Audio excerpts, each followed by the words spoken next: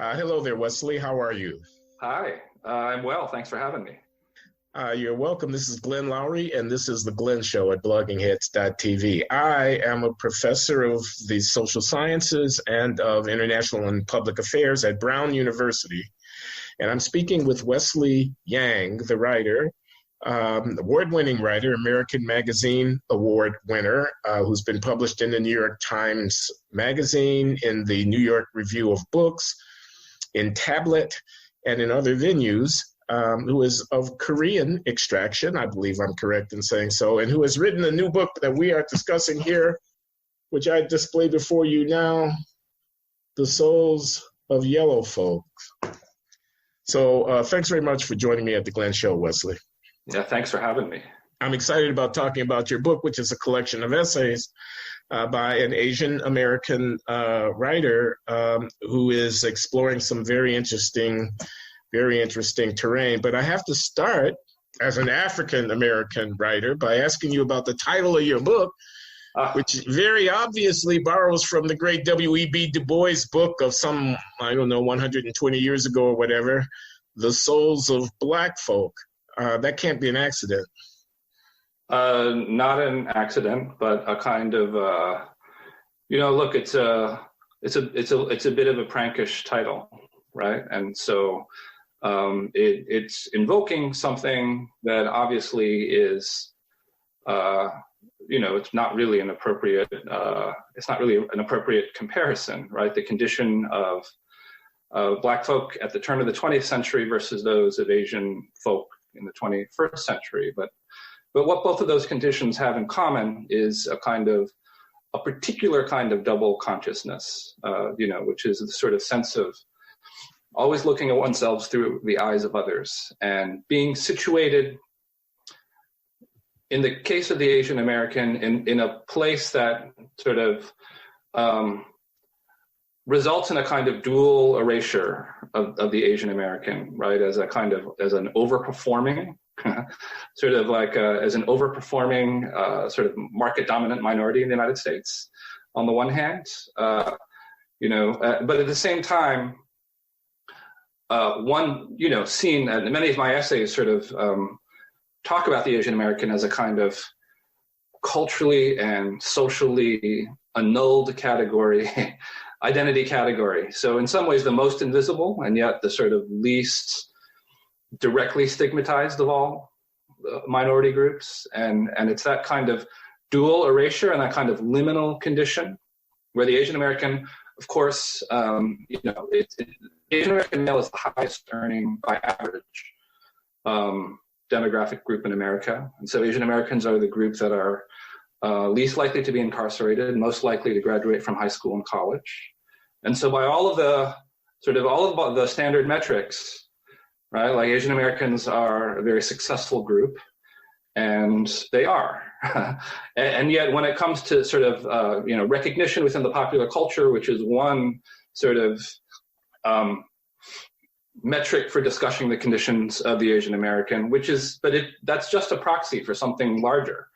It's for a kind of expectation that the Asian American is a kind of tertiary figure, right, or a secondary figure, or someone who exists in a kind of cultural obscurity or shadow, just in the politics of everyday life, right? And so it's that kind of duality that I think makes it interesting to explore the psychological dimension of sort of Asian identity versus that of sort of Black identity. It's a contrast, but there are things that they have in common. At the same time, clearly, we're talking about radically different historical conditions between what Du Bois faced and what the Asian American faced. And so it's kind of referencing that. Let me mention one thing that occurred to me right away when I saw the title, The Souls of Yellow Folk, and I thought about Du Bois. And then I began reading your introduction and your articulation of the point of view that you just got through giving voice to about duality and marginality, invisibility, and so on. I thought of this line in Du Bois about two-ness, this very famous whenever feels this duality, I can't quote it exactly from memory, but the African American who is a Negro and an American at one and the same time, whose soul is being measured by the tape of a world that looks on with amused contempt and pity. That bit I've got just right. A self-conscious awareness of how one fits in the vision of the larger society that is looking on at one. Of course, the African American and the Asian American experiences are not the same. You've underscored that. Excuse me, something just popped up here. I'm closing it. But the notion that there could be some similarity or sort of conceptual parallel in this hunt for recognition, this hunger to be seen as an individual, not to be seen as a representative of a class, the sense of low social worth. This is a very striking and I think valid parallel. Yeah, I mean, there was a period after the New York Magazine essay came out where I was, contracted to write a book about Asian Americans, and it was supposed to be a reported book, and it didn't come out because I wasn't able to produce it because I had some personal problems in my life that prevented it, but B, also because it's very hard to conceive of the Asian American. But there's a period where I would tell people, I'm writing a book, and they would say, well, what's the book about? And I would say, well, it's about Asian Americans. And, they would sort of look at you, and there's a kind of charity, right? In the way that's interesting, right? There was a kind of gentleness to the contempt, right, with which they devoted the discussion of the subject. And it was the gentleness, of course, that was the really sort of galling aspect of it, right? Because, what will you say about that, right? That's the question. But you being Asian American, of course, we can understand that you might need to write this book, and yet we can't really believe that there's anything interesting to report. So essentially, right? I mean, that's the sort of unstated assumption, right, behind that response, and it would reveal itself in a certain way. And of course, what we're describing is a kind of microaggression, right? Like microaggression being when a person sort of reveals what their attitude is about something, like in the process of trying to sort of be nice about it, right? And I tweeted something today where I talked about the fact that I went to a state university, right? And so I went to Rutgers, and I know that I'm talking to someone who is very obsessed with kind of hierarchy of university equality when I tell them that, because what they'll immediately do is they'll immediately affirm Rutgers. They'll say something positive about Rutgers. Yeah, you don't have anything to apologize about. In a way that sort of makes clear that they're attempting to hide the fact that they have this disappointment on my behalf. Yeah. But reveals it in the process. And so that form of kind of fraught encounter is the way sort of at some level sort of hierarchy is reproduced. Invisible hierarchy is reproduced in the world. And of course, the Asian American is not sort of regarded with overt hostility, but he is regarded with things that you take away, that you get the sense that you're not really regarded as being on the same grounds or having the same worth as everyone else. And of course, in a later essay where I talk about Aaron Swartz, there's a passage where I describe he writes a diary when he's at Stanford, and he discusses being in a computer science classroom, and he describes being in a room where there are mostly Asian Americans, right? He's surrounded by Asian people. Do you want to tell people who Aaron Swartz is? Yeah, so Aaron Swartz was the subject of a piece that I wrote about in New York Magazine. He was a hacker, he was a coder, he was a sort of young tech whiz kid who was involved in sort of working on building out certain parts of the internet when he was an early teenager, and while still in his teens, he founded the He founded Reddit, left a couple of years later. He went back to Stanford, and while he was, and then eventually sort of became involved in a form of activism where he would liberate academic papers, right? And as a result, he came under the scrutiny of the FBI, was facing charges and a demand that he do a certain amount of jail time. And in advance of his trial, he killed himself.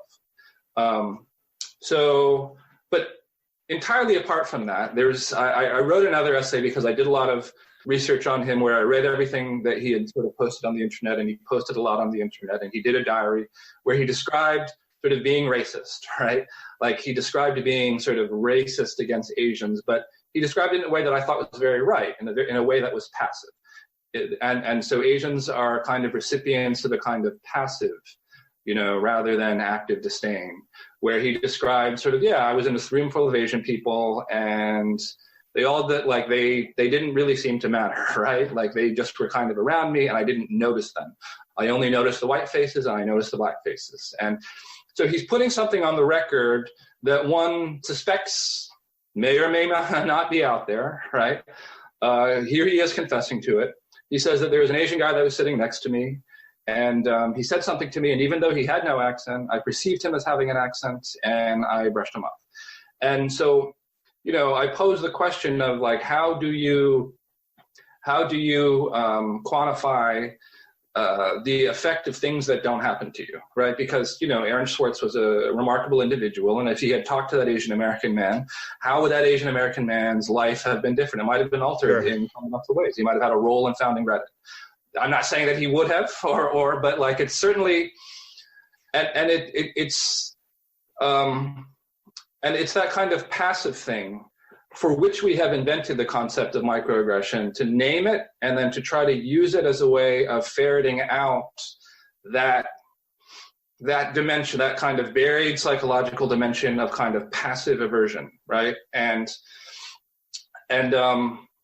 So I don't know.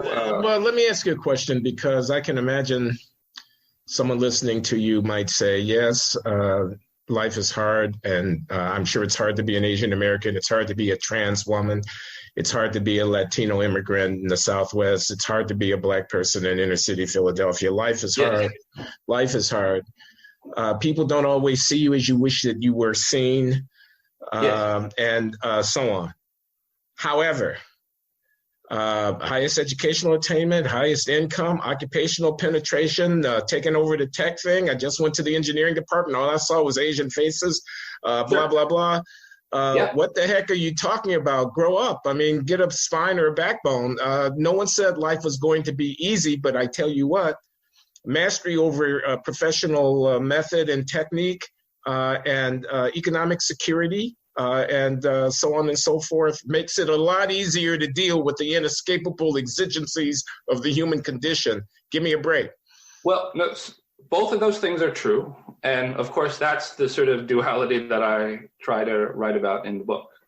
Like, both of those things are true. And so, like, even in the midst of economic security, there can be this kind of tremendous wound that people carry with them. And so, like, that's what I'm trying to get at. And of course, this was all written sort of in what I refer to as the kind of before times, right? Before sort of the media was taken over by this kind of psychological account of the way these hierarchies, these invisible hierarchies, do exist in the world. And so my point is to try to say, yeah, these things do exist, right? They are real. They're part of our experience. And the reason why discourses of microaggression and other discourses that attempt to describe this, my objection, though, is that, when we attempt to kind of, I think it's fine to describe it, and I think it's fine to try to evoke the pain that is involved with it. But then, like, there is this effort to turn this to, like, actually do something about it that would go beyond sort of like creating awareness among people, to, like, actually police them or to police their utterances and to police out of existence this kind of mindset. And I think that is charged with, as I say later in the essay, it's charged with a kind of authoritarian potential. And so, like, I pose that. And yet at the same time, that's what wokeness really is about. It's speaking to the fact that despite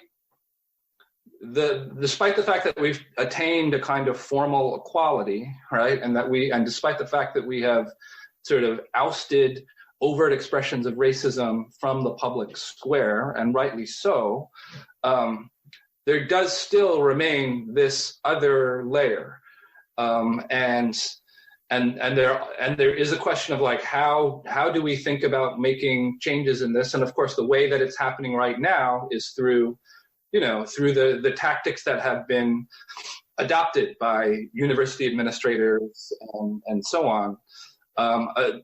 Measures that I think ultimately are counterproductive and destructive, and yet at the same time, there's a real energy that's behind them that has to do. There's a real energy behind them that has to do with people's actual experiences, and I think like it's important to both acknowledge the basis of that energy, right, but also like say that we shouldn't allow this to impinge upon our freedoms to the extent that like it makes the world a worse place, and I think that we're sort of at a point where these things are being fought out, right? And so my book is a kind of prehistory, in a way, from one particular sort of neglected and yet like liminal perspective, that of the Asian American person, that eventually I make this argument in a piece. I don't know if you saw the piece, but I wrote a piece about Andrew Yang. Right. And, I say that like in a period that has sort of It's not in the book. It's not in the book. Not in the book. It came out, a few months ago. Uh-huh. But, I talk about his rise, and I say that, sort of in a period that has made sort of whiteness visible, right? Because this was a project of the World War, right? Is to make whiteness visible. The sort of the invisibility of the Asian person, precisely because they are sort of orthogonal, right, to the identity politics coalition, and they are, orthogonal. They're not to the sort of the white male coalition. Becomes the new center of the country, right? Becomes the kind of the invisible man becomes the new universal man, and sort of I see Andrew Yang as a kind of 1.0 sort of version of what that could eventually be, because we're in the process of moving to becoming a plurality, non-white, non-black country, right? I guess I think we're already there, right? Where and do you say non-black, non-white leadership is going to be something distinct from? Do you mean deracinated, something that doesn't belong to any of these categories? Well, Hispanics and Asians are not black and they're not white. So that's just what I mean. It's a non-black, non-white identity that has not. We still have a kind of model. We have a picture of the country that's based upon this idea of like a white supermajority and then a black minority, and the whole notion of the POC, right, the person of color, is an attempt to kind of expand that concept to encompass like all Hispanics and all Asians, and there's like an ambivalence about that, right? There's an ambivalence about that, about whether that's one thing, right? And of course, it isn't one thing. There like blacks, Hispanics, and Asians all have very distinct interests that can be kind of bundled or that can be bundled together or disaggregated along different dimensions and along a different set of interests. Asian Americans have an interest with regard to meritocracy and testing that puts them quite at odds with other groups, including white Americans, because the sort of the testing gap between whites and Asians has continued to grow to the point where it's now 100 points. And so like I don't think it's a coincidence that at that point when that happens, right, there's an increasing erosion of support for testing, where now they're talking about ending SAT as a requirement at the University of California.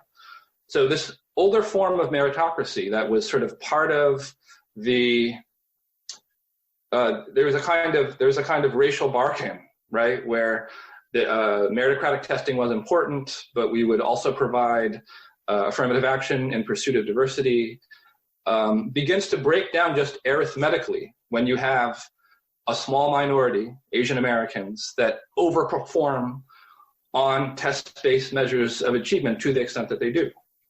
Well, I would just observe that I don't think American society has the luxury to cast aside meritocratic modalities of selection and resource allocation because whites are lagging behind Asians. We don't have that luxury because we live in a competitive global environment where the objective capacity to perform at technical work is going to determine the bottom line for the economy and future prosperity and so on. So we're going to have to find a way to get over feeling bad about losing out in the academic competition to people who descend from Asian populations, since there really isn't any other way forward. We may persuade ourselves with affirmative action that we can move the musical chairs around and keep ethnic balances all right, but we're not going to be able to persuade people who are writing code, developing products, and competing effectively in technology and so forth in South Asia or in East Asia to the same effect.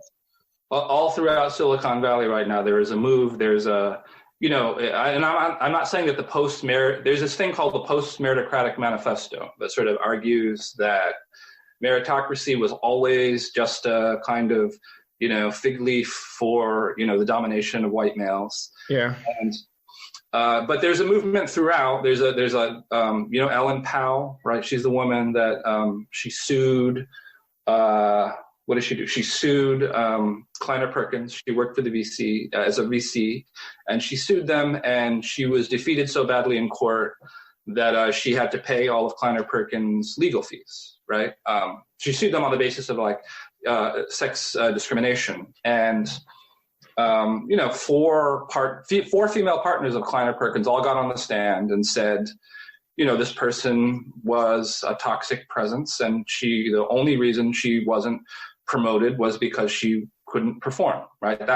They said that on the stand. The jury said, you've lost. Kleiner Perkins wins, and you have to pay their legal fees, which is an outcome that almost never happens. However, right. Powell she wrote a book about sexism in Silicon Valley, and that book was then sold to Netflix. It's going to be turned into a television show, and sort of a narrative of sexism is coming out on the basis of it.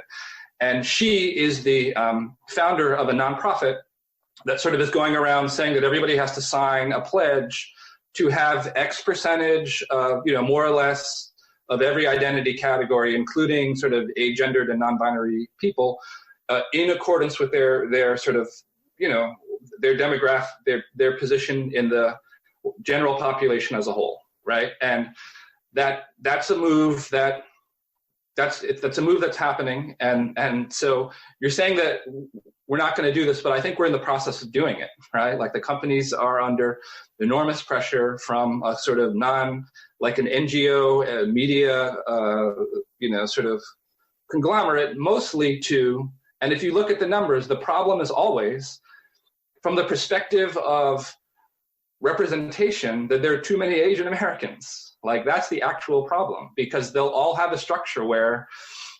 there's like 70% of whites in the general population. There'll be like 70% of whites working at the tech company, but like Asians will be overrepresented by a factor of 5 or 6, and other minorities will be underrepresented proportionate to that.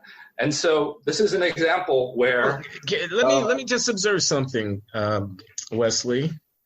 This has been true about Jews for a long time.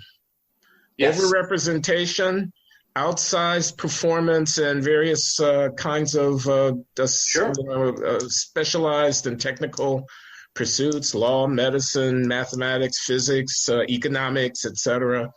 That's right. And somehow the overrepresentation of Jews has not led either to a backlash against meritocracy or to a marginalization of Jews in the society. And I say that with trepidation because I understand that anti-Semitism is a real thing, but still, why isn't such a prognosis also reliable in the case of Asian Americans? Well, I mean, the Asians are a volatile reagent in the midst of this, right? Because there was a period in the 70s where Jews were counted, right, when it came to Ivy League admissions. and they were seen as a distinct group, and the sense of their overrepresentation was clear. But they're not counted anymore, right? They're just like, you know, they're a large percentage of the white people, right, that are enrolled in the Ivy Leagues. You know, Asians are 18% or so, and since the lawsuit, their numbers have tipped upwards, right, over 20%. So the last, I think, the 2019 Harvard class. This is in the Ivy League that you're referring to? Yeah, in the Ivy League, right? Yeah. So they're sort of 16 to 20%.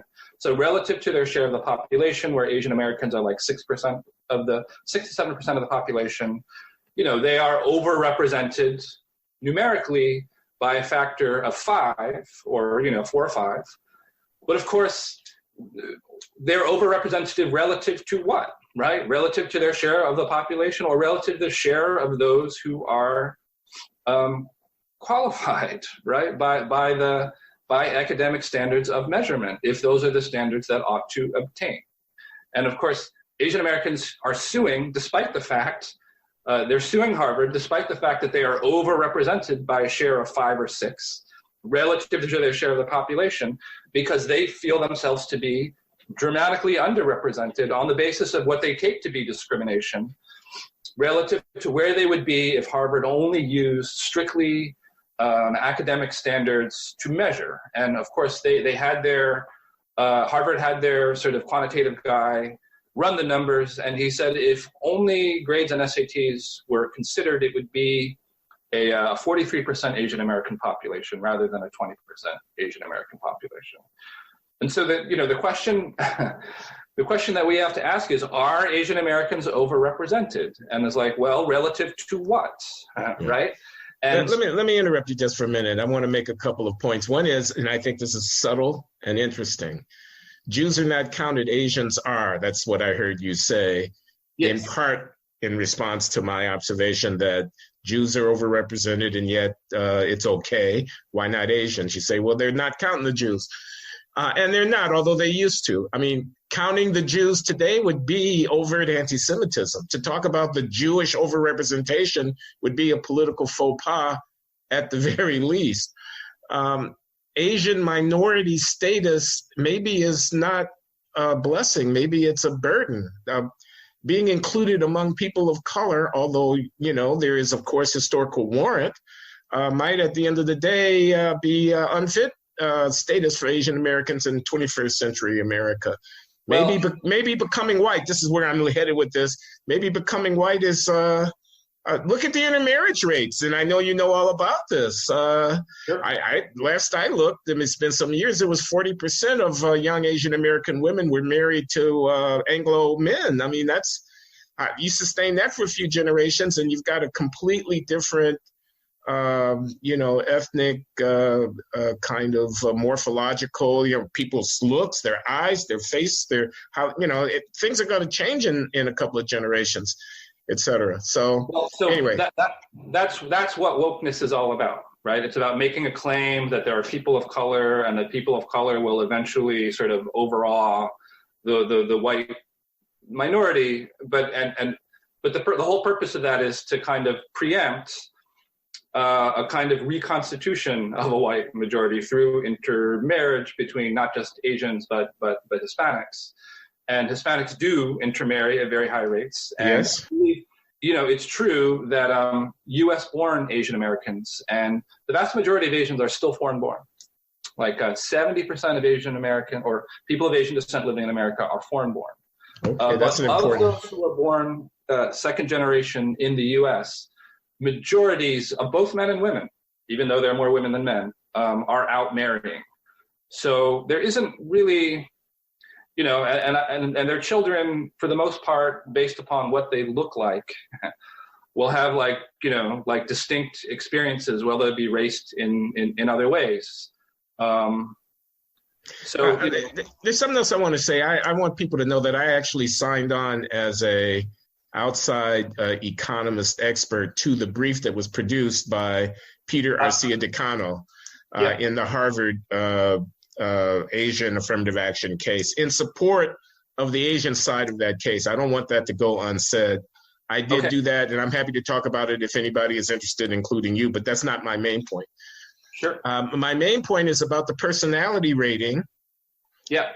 Which was a part of that case. I just want to explain to people who don't know. So Wesley just stated this. He said that Peter Arcia Decano, he was the economic expert helping Harvard, did a regression analysis and controlling for academic characteristics, was able to assert that the Asian representation amongst Harvard undergraduates would be more than twice as great as it actually is now if only academic characteristics were used to admit students. Harvard must be discriminating, to which Harvard's response, and this argument was largely accepted by the district court, was that no, it's not only academic characteristics that we're looking for when we make decisions about admitting students. We're also interested in their personalities. And we're sorry to have to report that the Asians don't do nearly as well on their personality scores as they do on their academic scores, and therefore this is the outcome that we've achieved, but we're not discriminating. Now, I personally, Glenn Loury, view that argument with some skepticism. That is, I want to see an Asian American student with low test scores, but with a good personality admitted to Harvard, and an African American student with high scores, but a quote unquote bad personality rejected from Harvard. And then I'll believe that Harvard is really colorblind and only emphasizing academics and personality traits without regard to ethnicity when it does its admissions practices. I frankly don't believe that, but that's just me.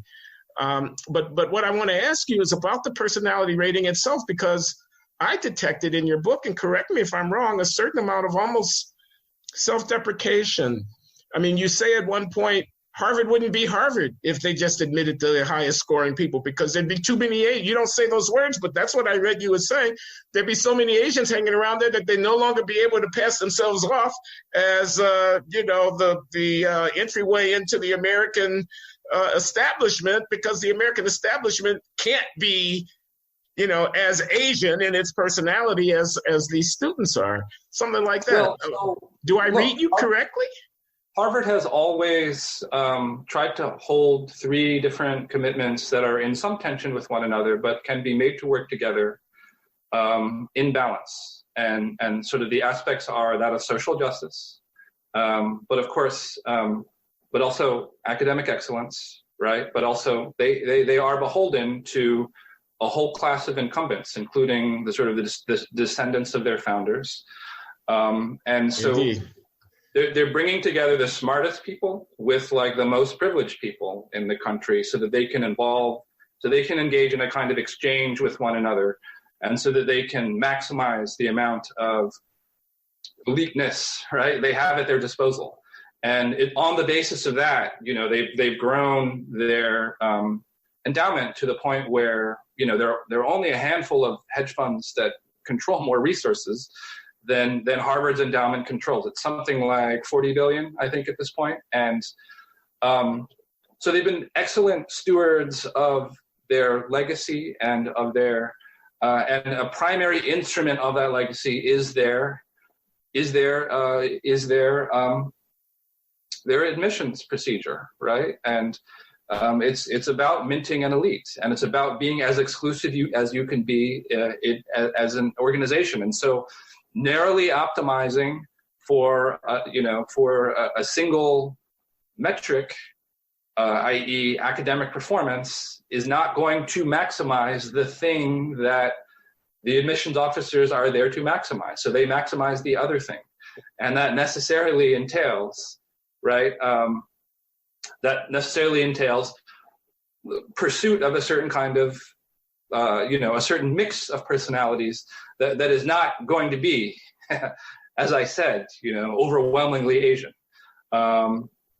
So, that's what they do. Whereas California Institute of Technology, they do things another way, right? Like they're simply focused on getting the brightest engineers in the country together. And for that reason, I think they are more than 50% Asian.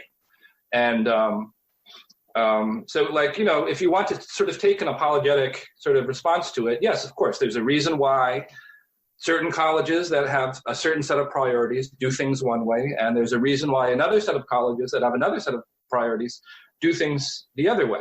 However, okay, Wesley, that's Harvard. Right. What about the New York City public school system? What about Stuyvesant, Brooklyn Tech, Right. Bronx High School of Science, Hunter College High School? They use these are not grooming houses for the elite with multi-billion-dollar endowments. These are working class immigrant populations from all over the world scrambling their way up the ladder of American society, exhibiting excellence in extraordinary ways, and giving testimony to what's possible for people with modest economic backgrounds and very little toehold in American society, what's possible for them to achieve. It's a completely different story than the Harvard story, it seems to me. I agree completely. It's you know, to get into one of the specialized high schools, which includes Stuyvesant and Bronx Science,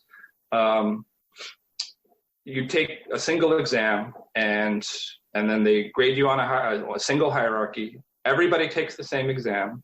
And in one sense, like that is the very definition of both meritocracy and equality. But the outcome is going to be determined ultimately by the cultural baseline of certain groups, right? When you parachute into a system that grades people in that way from societies that have been determining their fate of their young people for 1,000 years on the basis of cramming for a single exam, you will inexorably arrive at lopsided outcomes, such as the ones that we have, where at Stuyvesant, the percentage who are Asian, sometimes it's 80, sometimes it's 70, sometimes it's somewhere between 70 and 80, because you have a lot of kids who are coming from mainland China, which happens to be one of those societies that has been determining the life chances of their children on the basis of a single test for 1,000 years. And thus, it's deep in the cultural mores and folkways of that group that test preparation and paying X share of your family's income, whatever that income happens to be, and if the income is very small, and if that percentage is something like 20 to 40% of your income, you pay it, right? Like that is a culturally determined fact that manifests itself at the level of the results that we see, where Asian Americans are something like 15% of the New York City population. There are 50% of those who make it into the specialized high school. But this is something that I think is very important to underscore.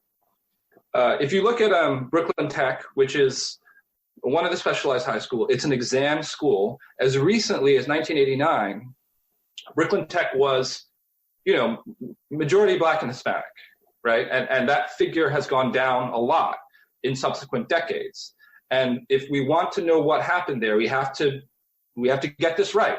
And so there are a couple of things that happened. One of them was they got rid of a lot of gifted and talented programs, right? And they got rid of those gifted and talented programs as a kind of egalitarian measure because it was mostly whites that were getting into them at the time. But in the process of getting rid of all those gifted and talented programs, they left many Black and Hispanic kids without access to them, Let me just explain to the listener that these are programs at the elementary school level that would have cultivated Black and Hispanic students to more effectively compete for admission to the exam high school. The other thing is that there are, since 1989, there has been a growth of programs like Prep for Prep that use sort of private money to send promising young Black and Hispanic kids to Dalton, to sort of private, major private schools. It's to the point where they're taking like 1,200 kids out of the system. Those are the same kids who... I had no idea there was so many. Yeah, well, there's multiple different scholarship programs now, and Prep for Prep is not the only one. Mm-hmm. And so those are the kids who would have been cramming those are the Black and Hispanic kids who would have passed the SAT in the past. They don't have to do that anymore. And so as a result, they have a different set of options. And so and also there are charter schools. There were huge sort of protests against de Blasio, charter school, hundreds of sort of like mostly West Indian and African parents, So like the Black families that really care about the education of their kids, they have these options that I've just described. Yeah. And that's what they're focusing on. Whereas white families that care about the education of their children and want to have it happen in the public school system, they have their own set of options. And those are the screened schools that do more sort of holistic evaluation of their entrance. And those schools are more Black and Hispanic than the test schools, but they are much more white than the test schools, because Asians would have to like do a portfolio. They're evaluated on not a single metric, so they're not focusing on that. There are options available for everyone that cares about their education. It's a kind of false. There's a kind of false crisis there that is being manufactured on the basis of, oh, there's such overrepresentation, and in many cases, when even New York Times reporters will write about this, and they'll try to say that, oh, there's so few Black and Hispanics in the SHSAT, in the exam schools, without mentioning the fact that Asians are the preponderance of those who are in the program. They're acting as if it's a white-dominated system. It's not a white-dominated system. It's a system that whites actually have given up, for the most part, attempting to compete for, because it happens to align with the cultural baseline of a particular group of people. And yet to sort of admit that there is such a thing as a cultural baseline that is inexorably going to result in certain kinds of outcomes like the ones that we're seeing is inadmissible into the discourse for a lot of different reasons, because of what that implies about other people. But it doesn't actually have to imply anything about anyone other than the fact that people who really put a lot of emphasis on test taking tend to do well on tests. And okay, it doesn't mean that they're working any harder. It doesn't mean that they know more algebra when they get ready to get to math in high school. Part of that emphasis means that they're working harder. Part of that emphasis means that they are putting 20% of their family income, of all their family income. Well, my point is, it's not only a capacity to take tests that's being cultivated, but it's also the objective mastery of difficult to acquire information that is extremely valuable later in life and also productive in the economy. They are learning skills. That's what I'm saying. And those skills matter. Those skills matter a great deal. Those skills matter a great deal, but now there is enormous pressure on Silicon Valley to diversify, and so there's actually a directive that went out at YouTube at a certain point where they said, and of course this is not legal, but they said we're going to not. There's a moratorium for the next year or so on Asian and white male hires, right? And there are lawsuits that have emails overtly stating this effect. But, litigation, as we know, civil rights litigation, right, that they're involved in, takes a long time, takes a lot of costs. You are utterly vilified in the media. And so it's something that you can't actually obtain any justice from. And of course, this works another way as well. I want to talk about something else while I have you here, because we're going to run out of time soon enough.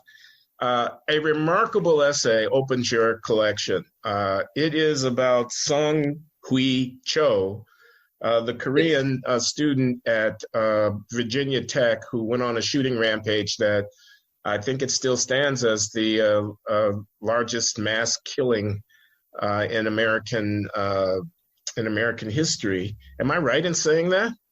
It was at the time, but I think it's been eclipsed. In any case, will you try to summarize, if you can, in a few minutes, what motivated you to write this essay? This is a taking us inside of the twisted and tortured mind of this poor, troubled, and disastrously misguided individual. He took many lives. He destroyed many lives, and it's very revealing in many ways. And I want the listeners here to get a sense of they should read this essay. They should definitely read this essay. What you're after and what your motivations were in writing it. Well, so the thing happened, and the guy did some stuff that other people have sort of subsequently done, but that was new at the time, which is write a manifesto and send it to, the media in advance of his killing spree, and, create online videos and so on. Now this is kind of formulaic, but at the time, he sort of conceived of this. First of all, like he was taking creative writing class.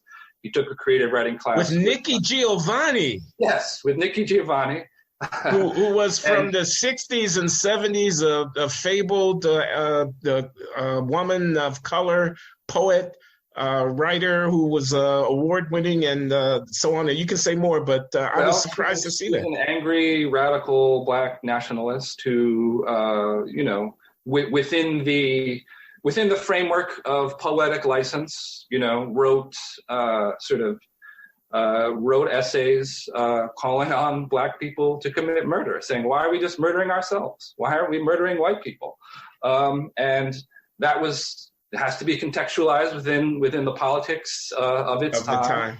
And so she ended up having this disturbed person in her classroom, and she gave some comments about it. And it was a whole question of like, well, to what extent does this person's discontent fit within the framework of identity politics, right? Because he was, and of course he was totally indigestible to it.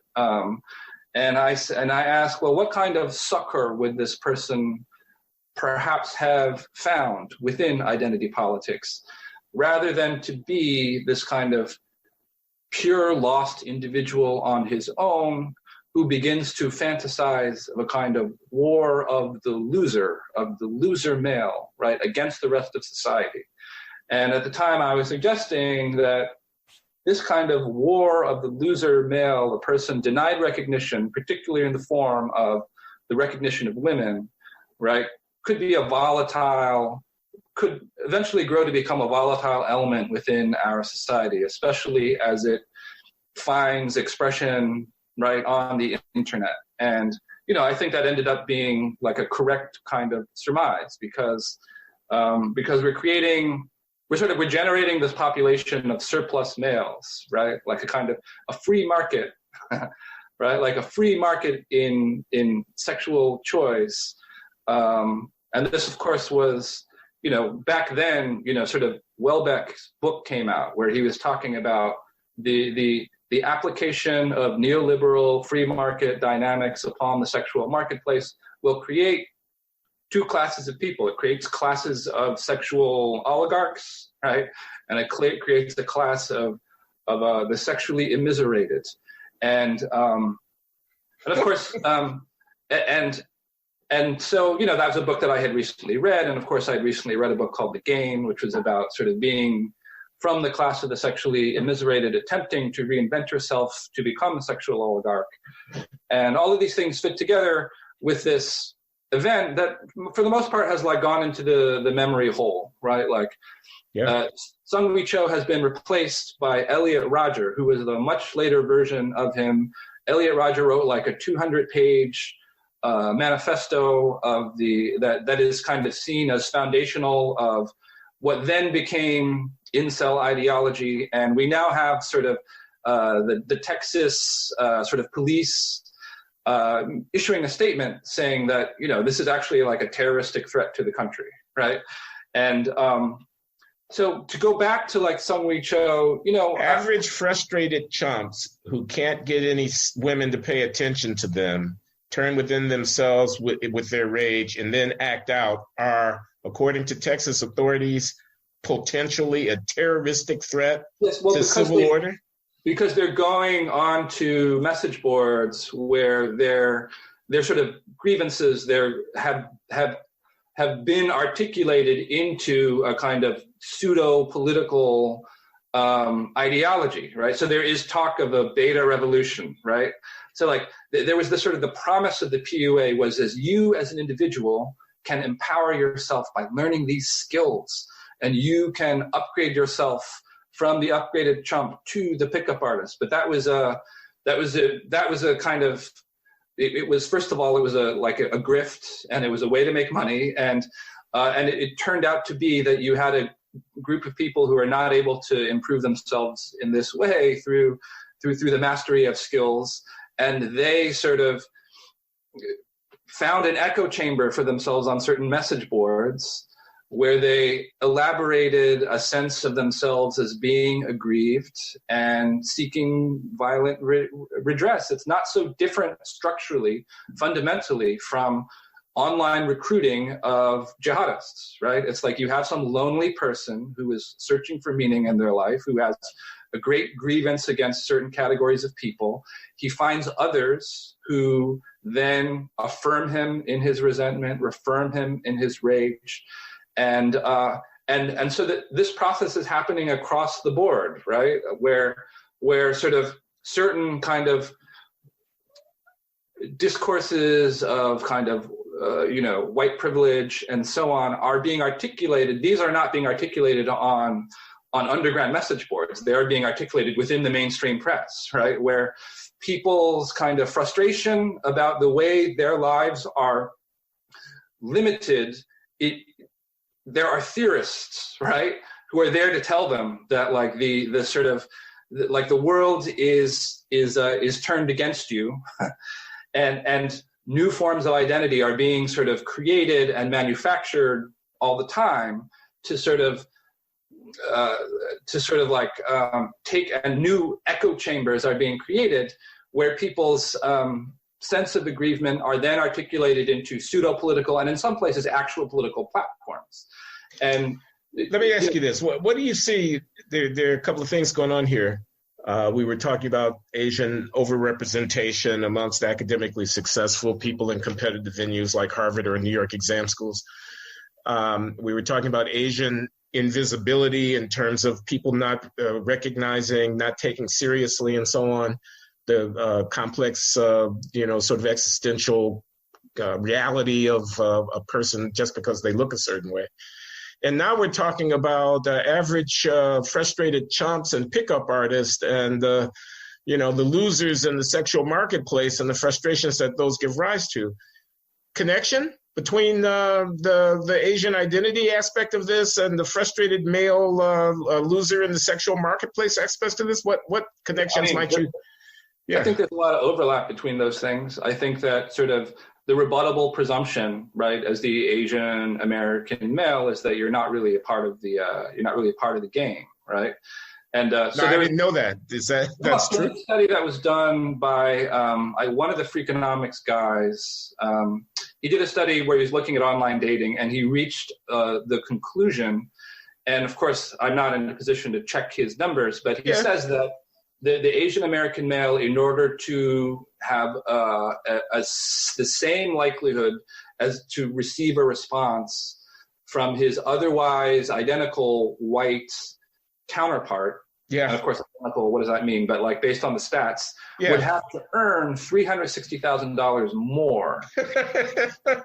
Sorry, that's not funny.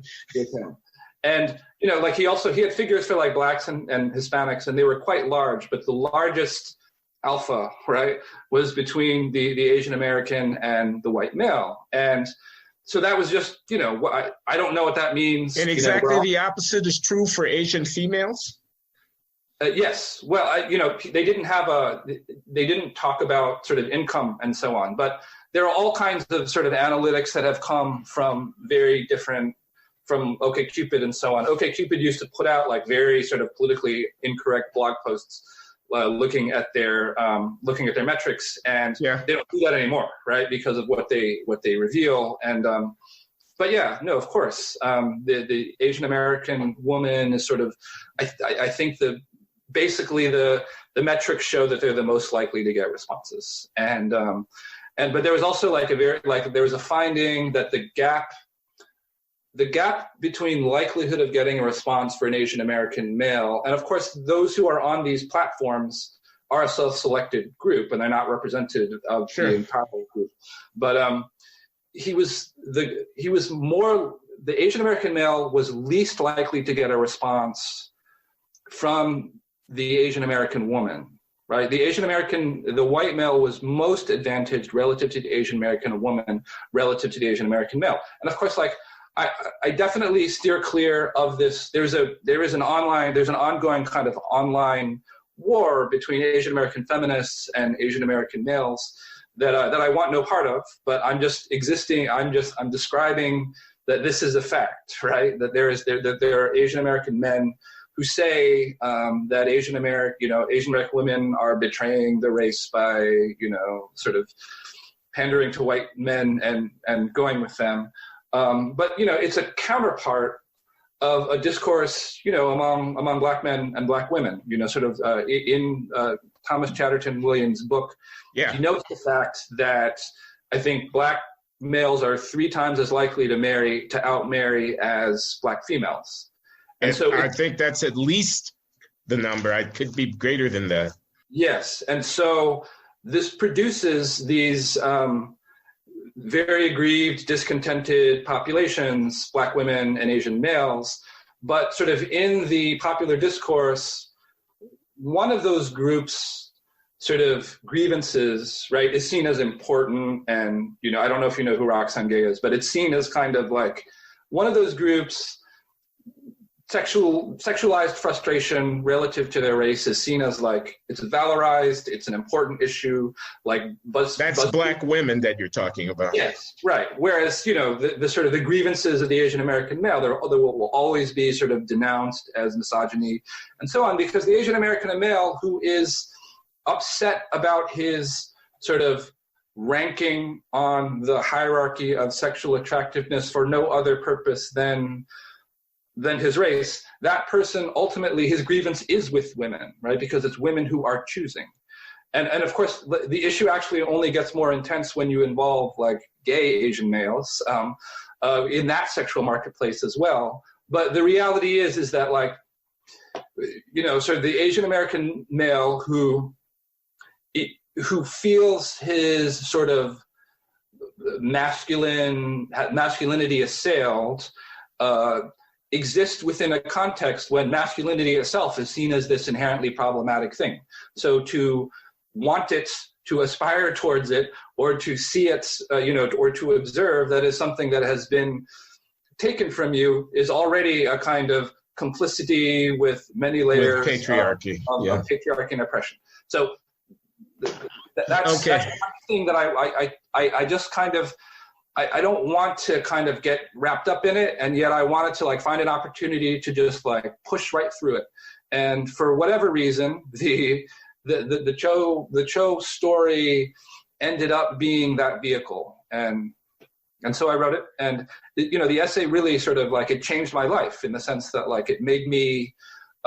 It put me on the map among writers, and after that I sort of heard from New York Magazine and other places, and on the basis of that, like I was able to have a career as a freelance writer.